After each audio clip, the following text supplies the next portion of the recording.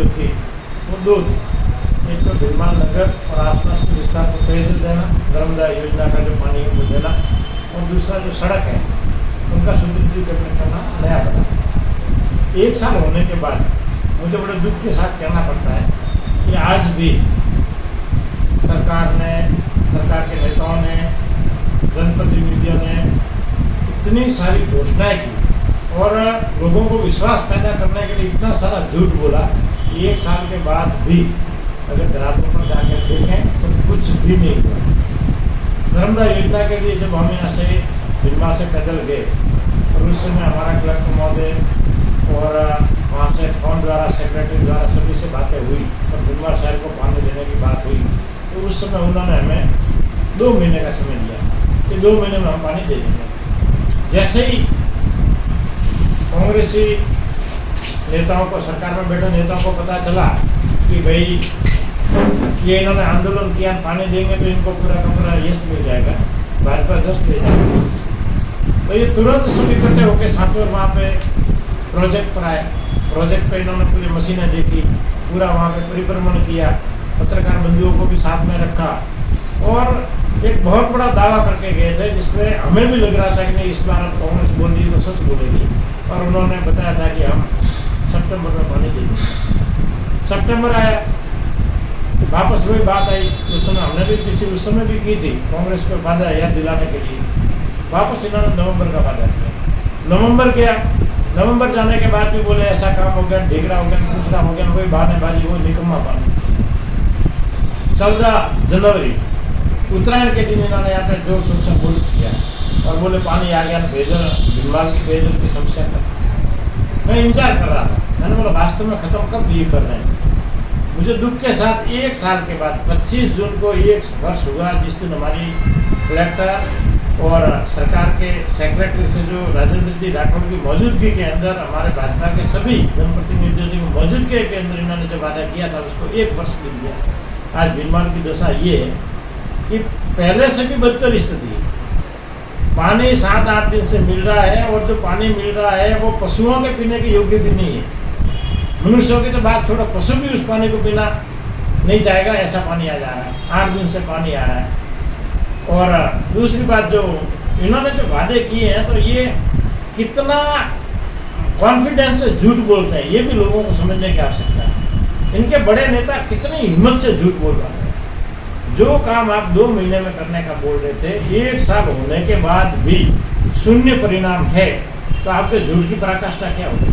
आप कितना जबरदस्त झूठ बोलते हैं। कभी घर में बैठ के कांग्रेस वालों को चिंतन करना चाहिए। दूसरी बात मैं ये कहना चाहता हूँ कि सड़क की बात आई, सड़क इन्होंने बताया कि हम करेंगे।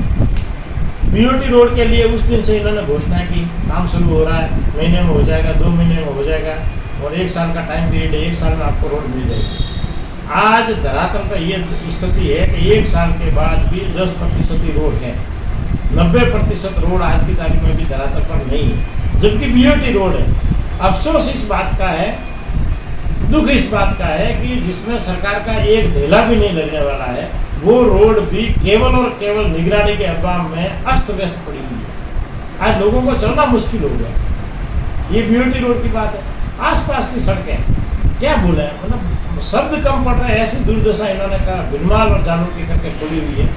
बागोड़ा का मेन रोड जो ग्रामीण अंचल का सबसे मुख्य रोड है, उसके अंदर आज किसी व्यक्ति को साधन लेके चलने की दशा नहीं है।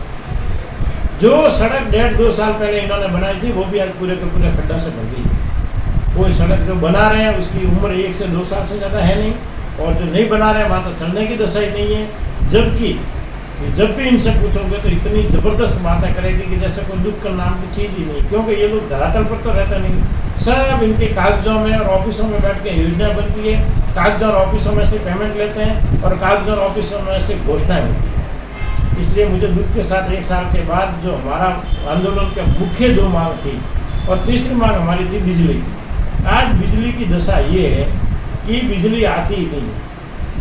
इनके मुख्यमंत्री जी ने घोषणा की कि हम फ्री बिजली देंगे।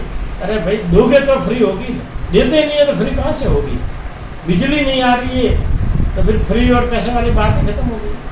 आज शहरों के अंदर भिनमाल जैसा महत्वपूर्ण शहर, जिले का सबसे महत्वपूर्ण शहर है, वहाँ पे आज मुझे ऐसा बता रहे हैं 8-8 घंटे कटौती लाइटों की हो रही है।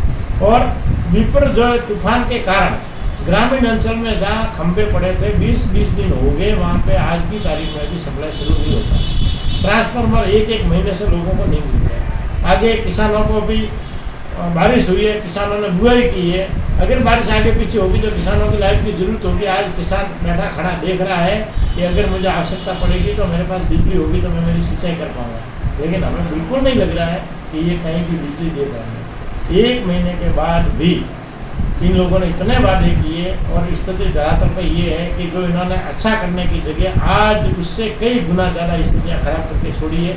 ये कहने के लिए मैं आप सभी के सामने रूबरू हूँ।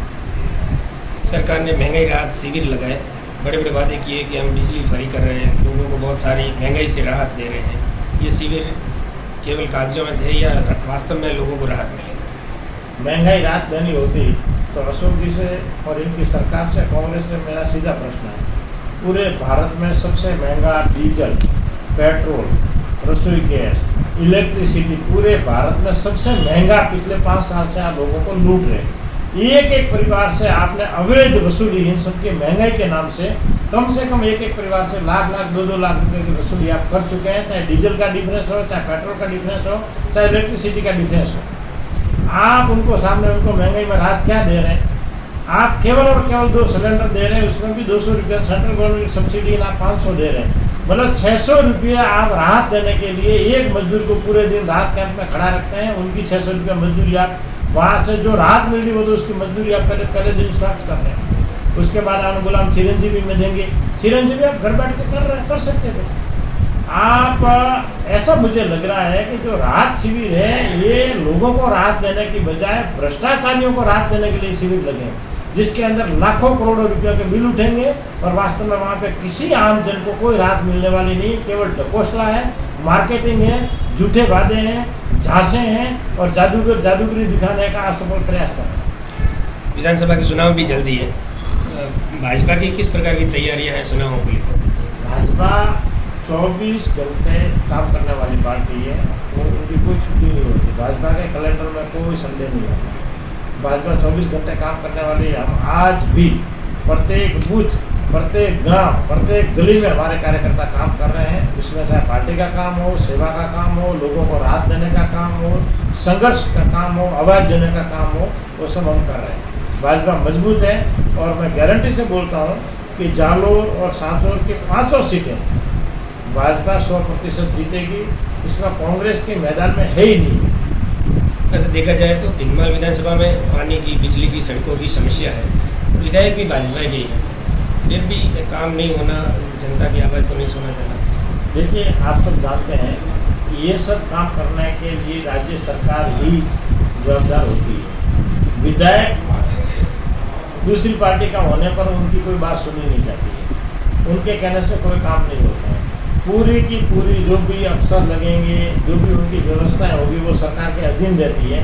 और इस सरकार ने भिनमाल के साथ इतना अन्याय किया है जिसकी कोई सीमा नहीं। हमारे विरोध पक्ष के नेता भिनमाल नगर पालिका के प्रवीण जी भी आए हैं, ये भी आपको कुछ नगर पालिका की बात भी आपके सामने रखेंगे।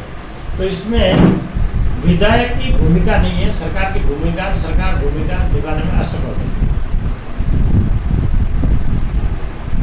भिनमाल में भाजपा के विधायक हैं, नगर पालिका में जो भ्रष्टाचार है वो चरम सीमा पे है, काम नहीं हो रहे हैं, लोग पूरे दिन शक्कर काट के निराश होकर वापस लौटते हैं। एक प्रकार की दुकान की तरह लोगों के आरोप भी है कि नगर पालिका ने एक दुकान खोल दी। ये सब आरोप हैं, तो प्रतिपक्ष के नाते फर्ज बनता है आपका कि आप लोगों की आवाज़ को सुने, नगर पालिका में जो भ्रष्टाचार है उसको खत्म करें। नगर पालिका भिनमाल की भी नरक पालिका होगी, जहाँ पे कोई जाना पसंद नहीं करता और वहाँ पे एक साइन कराने के लिए भी आप बहुत बड़ी राशि देते हैं, जिसमें कोई उस साइन का इतना महत्व नहीं है, लेकिन इतने खुली लूट, भ्रष्टाचार और एक अवैध वसूली का अड्डा बन गया है। ये नगर पालिका की मुझे जानकारी है, इसकी ज़्यादा जानकारी हमारे जो प्रतिपक्ष के नेता है श्री प्रवीण जी दोए वो आपके सामने रखेंगे। आप नगर पालिका में प्रतिपक्ष नेता भी हैं, लोगों के कई आरोप है कि यहाँ अवैध वसूली होती है, पट्टों के नाम पे पैसे लिए जाते हैं, हर काम के लिए उनको भटकाया जाता है, टरकाया जाता है, बार बार चक्कर कटवाया जाता है। बिल्कुल, यहाँ नगर पालिका में भ्रष्टाचार तो सर्वसीमा पर चल ही रहा है। यहाँ पे नगर पालिका अध्यक्ष है, उनका तो वो तो आते नहीं है, बहुत कम आते हैं। उनके जो हस्बैंड है वही काम काज चला रहे हैं। नगर पालिका में आके सुबह बैठ जाते हैं और फिर अपनी चलाते हैं। इसमें ये सब मिले हुए हैं और विकास के नाम पर तो बिल्कुल यहाँ अभी 6, 7, 8, 10 महीने हो गए, एक ईंट भी कहीं नहीं रखी गई है। बिल्कुल पूरा भीनमाल अस्त व्यस्त हो गया है। पानी का भी देखें तो अभी जलदाय विभाग की 15 दिन में कम से कम सप्लाई होती है, एक दिन में, और वो भी कहीं है नहीं है। एक रामसी रोड पे तो 1 महीने से सप्लाई नहीं की जा रही है। तो फ़ोन करते हैं, कभी फ़ोन उठाते और कभी नहीं उठाते, अपनी मन मर्जी से चला रहे। अभी जो नर्मदा के तहत वो पाइपलाइनें डाली जा रही है, उसकी गुणवत्ता बिल्कुल नहीं है। जो पाइपलाइन डाली जा रही है वो गुणवत्ता के आधार पर नहीं है, और जितनी खुदाई होनी चाहिए अंदर डाली जा रही है, सिर्फ 1 फुट पे डाली जा रही है, 1.5 फुट पे, जिसको कोई सुनने वाला नहीं है। हमने इनको कह भी दिया लेकिन कोई सुन नहीं रहा। प्रतिपक्ष नेता होने के नाते आप उनके खिलाफ मोर्चा खोलते या जन आंदोलन करते? बिल्कुल, अभी हमारी यही चल रहा है कि जल्दी हम इनके खिलाफ एक मोर्चा खोलेंगे और इनके खिलाफ बड़ा एक धरना प्रदर्शन करेंगे, ताकि इनको मजबूर कर सके कि ये कम से कम काम करें, नहीं तो कम से कम जनता के सामने इनकी पूरी हकीकत उजागर करेंगे।